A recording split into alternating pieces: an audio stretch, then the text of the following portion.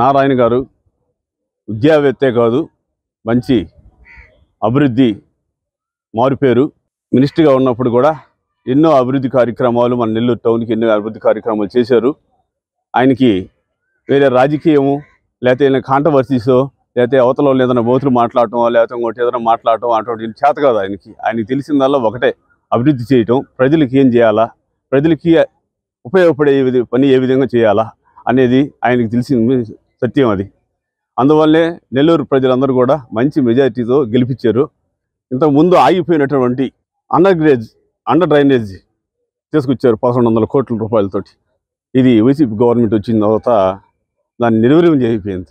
భూమిలోని ఆ పైపులన్నీ నాశనం అయిపోయి ఉన్నాయి. మళ్ళీ రీఓపెన్ చేసి ఎక్కడెక్కడ సెప్టిక్ ట్యాంకీలు అన్నీ కూడా కట్టేసి అట్టా ఉన్నాయి. ఆ అన్నీ కూడా ఓపెన్ చేసి అండర్ డ్రైనేజ్ తీసుకొని వచ్చి ఈ దోమల బెడద ప్రజలకి లేకుండా ఆరోగ్యంగా ఉండేదానికి నారాయణ గారు దీని మీద మంచి దృష్టి పెట్టి దాన్ని మళ్ళీ ముందుకు తీసుకొని వస్తే, అట్లాగే సంఘం బ్యారేజ్ నుంచి మనకి మెగా వాటర్ కూడా మనకి సప్లై చేసేదానికి ఇంటింటికి పైపులు కూడా వేశారు.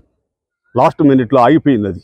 దాన్ని కూడా మళ్ళీ రీఓపెన్ చేసి ఇంటింటికి మంచి వాటర్ ఇచ్చేసి ప్రజలు ఆరోగ్యంగా ఉండేదానికి మన మినిస్టర్ పొంగూరు నారాయణ గారు మంచి ఇంట్రెస్ట్ తీసుకొని చేస్తారని చెప్పేసి ఆశిస్తూ మా వాకర్స్ అసోసియేషన్ తరఫున అందరూ తరఫున కూడా మీకు ధన్యవాదాలు తెలియజేసుకుంటున్నాం సార్.